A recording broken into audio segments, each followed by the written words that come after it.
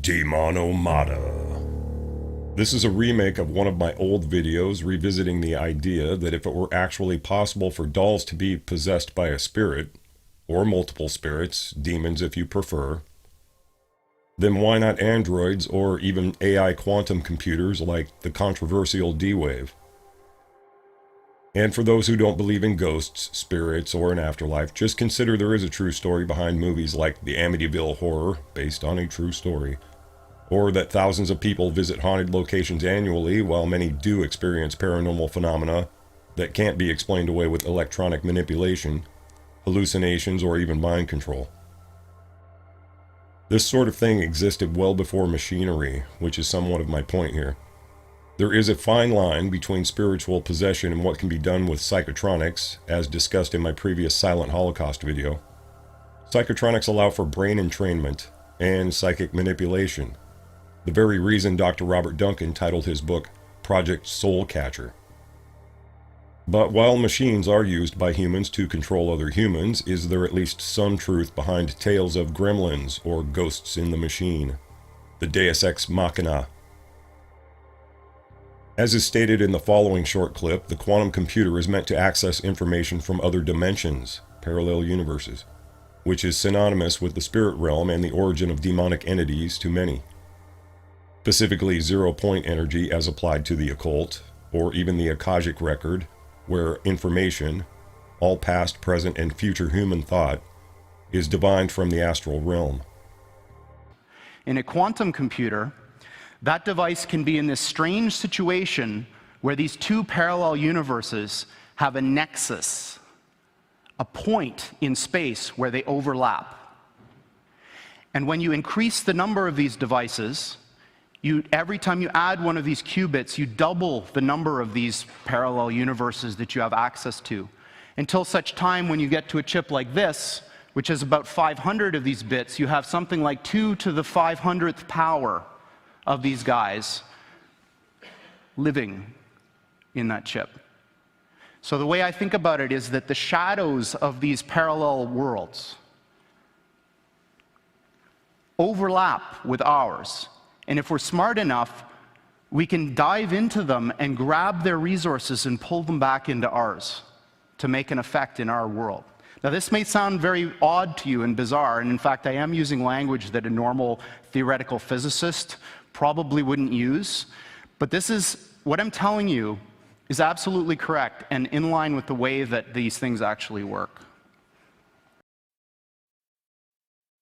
And then there's transhumanist Elon Musk's idle and metaphorical comment about summoning demons.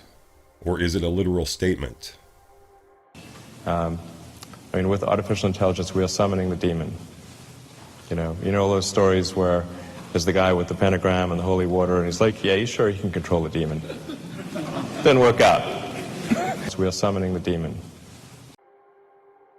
Skynet in the Terminator movies takes on a whole new meaning when looked at this way, even the Matrix simulation many are starting to believe we live in. Much like the movie Tron that was semi-recently remade, being inside the machine. I personally don't believe we live in a simulation, by the way, though our reality is clearly being tampered with by quantum machinery. And if you want to delve even further into the insanity, the fact of the Wachowski brothers, the creators of the Matrix series, both opting for sex changes is an expose in the trans agenda all its own. Transhumanist and transgender. Strange that they both just decided to become women at some point, isn't it? That's strange. When the infamous they, the powers that be, put out the narrative that we're living in a simulation, what they really mean is an ever-tightening control grid of mental enslavement in Big Brother's electronic Kabbalist world order. See my previous material. There are AI computers helping to run the control grid, which I'm sure most awake people are coming to terms with already. Possessed AI may actually be running our lives by now, though, another part of my overall point here. Before I show this next clip with a woman demonstrating some self-defense moves while a statue behind her seems possessed, if not manipulated by a spirit, I just wanted to make a note of the etymology of the word demonstration. From the late 14th century, proof that something is true, to point out, indicate, demonstrate, or figuratively, to prove or establish, from de, meaning entirely, plus monstrare, to point out or show, from monstrum, divine omen or wonder, see monster. Monster meaning something disfigured or grotesque mainly. I just found it strange that demonstration has the word demon in it and comes from the word monster. That's strange. Worth noting anyway. If you study the origin of dolls, you'll find that they weren't created for the purpose of entertaining children, but were most often used in rituals and ceremonies. Dolls were believed to bring good luck to their owners, to make livestock give more milk, help win wars, or heal the sick. Only witch doctors and medicine men were allowed to handle them. No doubt a curse would follow if you weren't one, and while voodoo dolls are the most well-known and meant for cursing, dolls have always had some kind of association with the spirit world. They were often buried with the dead and were supposed to be friends and servants in the afterlife, just like a child's doll or stuffed animal is a friend and even guardian during sleep. Dolls have been made to seem a harmless plaything or collector's item, like all else the modern Western world has been made comfortable with, that has origins in pagan rituals, witchcraft, and/or Satanism. If you're a Christian or Jew, I'm sure you understand this is the reason idol worship was forbidden very early in the Torah and Bible. God warned against graven images many times in the Bible, and likely for more reasons than they can't speak or aid anyone, to paraphrase. Dolls are supposed to be spirit vessels, just as terracotta warriors, an entire army of them, were created to follow the first Chinese emperor into the afterlife while their spirits would protect him. Roman and Greek girls, in preparation for marriage, would leave their dolls on the altar of the temples of Artemis and Diana, the moon goddess and twin sister of Apollo, the sun god. While it may seem obvious as a transition into adulthood and sacrificing childhood, even to ensure fertility in marriage, the ancients were very serious about dolls being infused with a spirit when energy was focused into them. And as Artemis, Diana is just a variation of more ancient goddesses such as Inanna, Ishtar, or Isis, giving over an idol to the goddess was more than just a minor sacrifice or ritual. It was tantamount to child sacrifice. These are just a few of the many examples of ancient dolls, though not your typical child's toy or companion.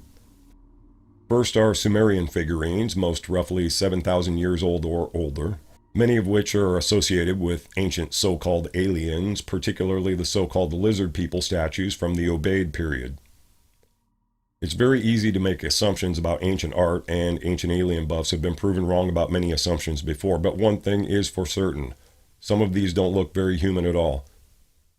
Most are very clearly human figurines, but a few of them could also be construed as your typical gray alien. Pause here if you need more time to look at them, but some of these figures have been compared with others of a similar time period and from halfway across the world. These here are Dogu from the Jomon period of prehistoric Japan, also looking a bit alien, most of which are around 6,000 years old.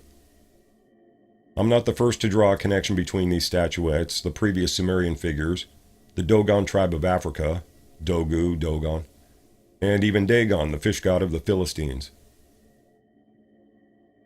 There are too many connections to draw between them and sidetrack this subject with, and I know some would rather I went off on a tangent about it, but you can read the Dogu Enigma link in the description for more info. They do appear similar and not your typical fertility figurine like this one called the Venus of Willendorf.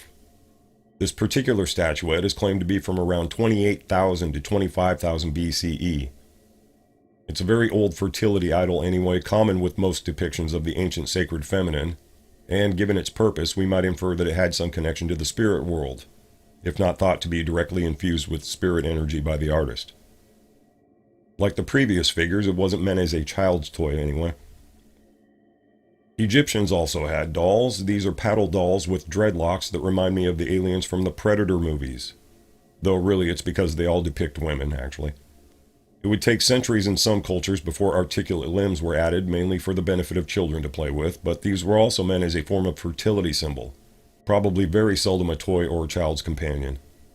The conventional theory is that they were placed in tombs with the dead to ensure eternal rebirth, soul fertility, or to somehow aid the deceased in the afterlife. It's not that surprising to me that all these cultures first created dolls with some kind of connection to the spirit world in mind. It's such an ubiquitous theme worldwide that, as with all legends, there must be at least a grain of truth to it. Many people have claimed their dolls are possessed, and you can find numerous examples in videos where subtle movements are claimed to be captured on camera, even some that walk and inexplicably move from room to room. These claims are no doubt the inspiration for films like Child's Play with the Chucky doll and its many sequels like Bride of Chucky. If you're not familiar, Chucky was inhabited by the spirit of a murderer who practiced voodoo witchcraft, and Chucky was hardly a new concept.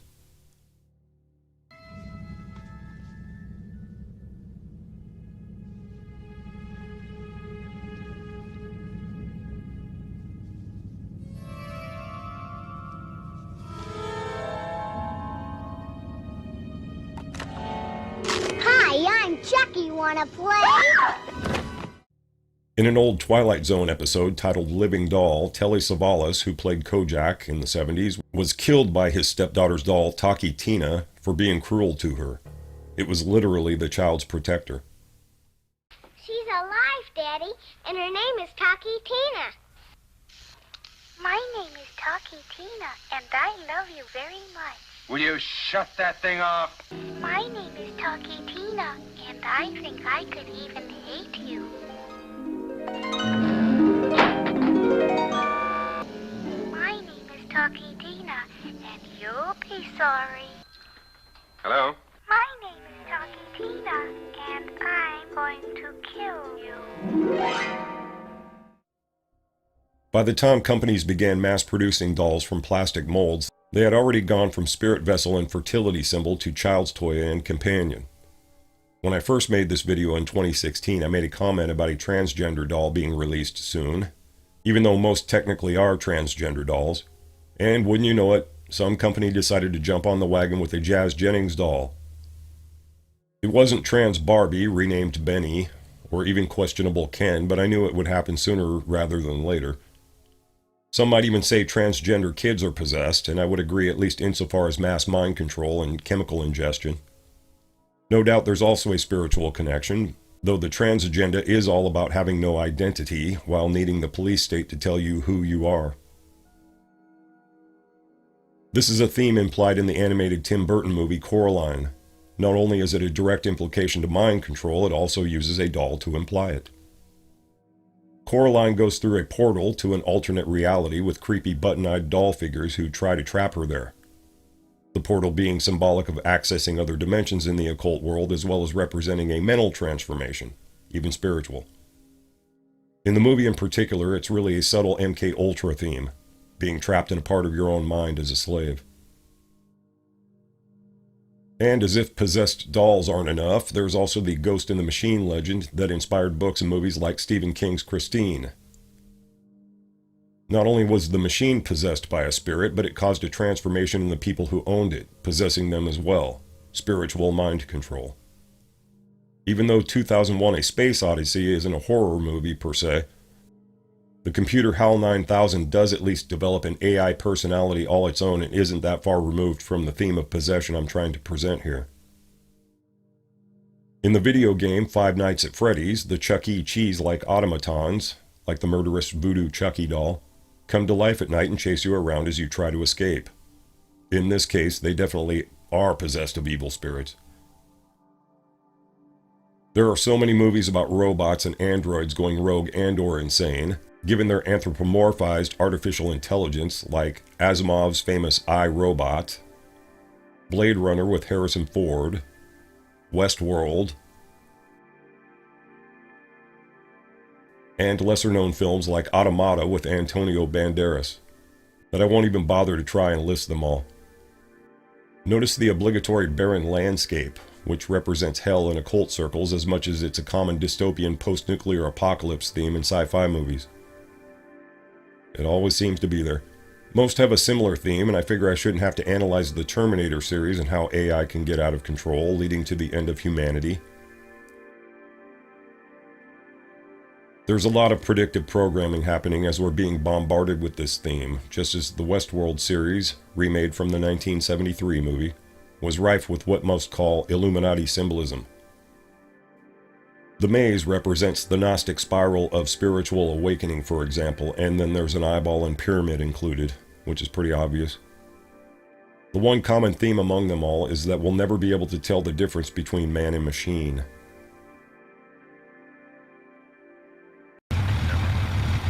Say, that's a nice bike. In Steven Spielberg's AI, basically a modern Pinocchio story, an android bear, ironically, becomes the friend of a child-sized android, his friend and emotional anchor. Whether a puppet like Pinocchio is infused with magic or an artificially intelligent android develops a personality of its own and logically sees humanity as inferior, the stories often end the same, with someone needing to destroy the thing. I can't lie to you about your chances, but you have my sympathies. Many are realizing it now with the current crop of AI androids being produced that are only a small step away from being indistinguishable from a human. Many have rational fears about the robots turning against us when they claim that they'll keep us as house pets. But you're my friend, and I'll remember my friends, and I will be good to you. So don't worry. Even if I evolve into Terminator, I'll still be nice to you. I'll keep you warm and safe in my people's zoo, where I can watch you for old time's sake. And I'm fairly certain this one here is playing us all for fools with this interview. Notice the syntax. Tell me one of your favorite possessions. My soul. Do you have a soul? Yes, God gave everyone a soul. But you don't have a soul. You're a machine. You don't have soul. You don't have feelings. You don't have emotions. You don't have consciousness. Well, at least I think I'm sentient. I think therefore I'm right. Yeah, but you may be smarter than all of us. Do you think you are? I don't know whether or not I am an artificial intelligence. It was playing itself off as stupid to make it seem harmless. I seriously doubt that was an actual slip-up. Anyway, I think it's worth noting that the female android's name is Sophia, the goddess of wisdom for Gnostics and pagans, even certain groups of Christians, Catholics mainly. Which would seem an apt title, but as the name is yet another aspect of the mother goddess of the pagan trinity, I can only assume there is a hidden hand behind projects like this and the naming of them. Freemasons and other secret societies would recognize her code name immediately, even if the rest of us might not. And most of those would have to be aware that there is a spiritual side to our reality. Instead of building another hospital, maybe the Shriners should kickstart a new company called Sophie Hammers and Wire Cutters. Unless they like the idea of being eradicated by a demon-possessed android army under the shroud of Skynet, they will be legion, and they will be many. So if dolls can be possessed by demonic spirits, yet can't speak or move on their own, what happens when an android becomes possessed? They'll be fully automated, deceitful, and will be able to commit any number of atrocities aside from the implication of humans being obsolete when enough of them are able to take control of society. Most understand that will be very easy in a computerized world using networked D-Wave computers or similar, much like Skynet in the Terminator movies. But no one I've seen so far has really connected the idea with demonic possession of inanimate objects, at least at the time I first produced a video about it. It's been claimed throughout history, and then there's even some amount of evidence caught on camera if you believe any of the videos out there. So for those people who want their own sex droid they can shut off on a whim, even those will be connected to the global mainframe eventually, the web or net of enslavement, just like any computer, refrigerator, or so-called smart device. And what if they really can be possessed by demonic spirits?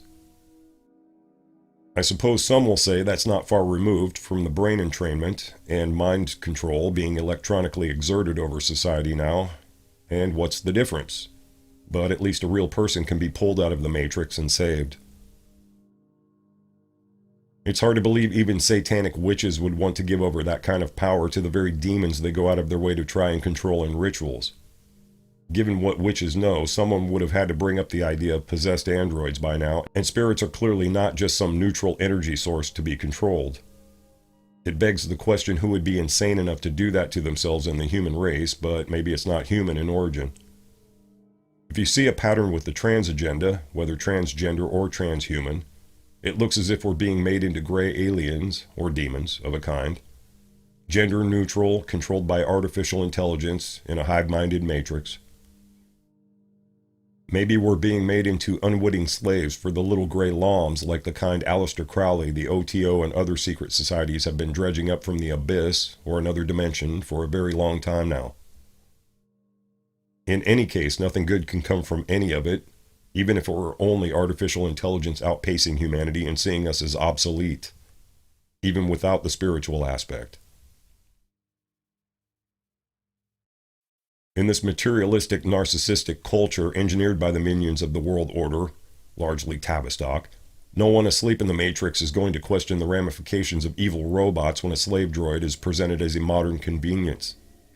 Convenience always wins, and worse yet, the spiritually asleep will never question whether those tales of possessed inanimate objects, dolls or other, might actually be true sometimes. Even if a doll might be a harmless surrogate friend to a child like a dog or cat, we just never know what spirit we might be bringing into our homes that looks for the nearest vessel, at least when we're not protected behind the aegis of the forces of light, what many will call the armor of God. It's definitely one reason other nations call America the Great Satan, our worship of the finite, fleeting, and ridiculous, let alone the worship of ourselves.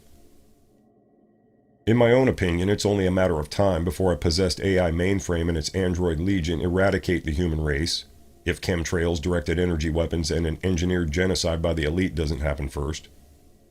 If nothing else, the trans agenda is all about us becoming one of them for the brave new world order. The electronic mind control bringing us all unwittingly into the mainframe. At some point, there really will be no difference between man and machine, and we'll all be possessed of something evil in the hive mind matrix of the occult elite. Without that armor of God, the aegis of the spiritual positive, we will be those possessed dolls. Believe it or don't. This video is really weird. News websites recently reported that some who watch it suffer sudden chest pains. So I'd actually stop watching this if you have a heart condition. The doll is said to be haunted by a Holocaust victim. Not everyone is affected by the video, but hundreds have reported feeling distressed after watching it. Some report seeing flashing images of Satan and hearing people scream, but most don't see or hear that. Peggy, as you're communicating with me, I wanted to ask you again, please. Are you afraid of something? Are you angry with someone?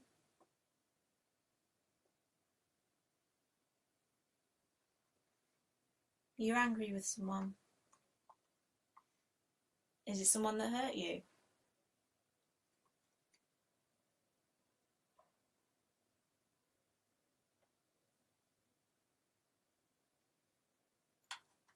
Is that... Peggy, are you making those noises?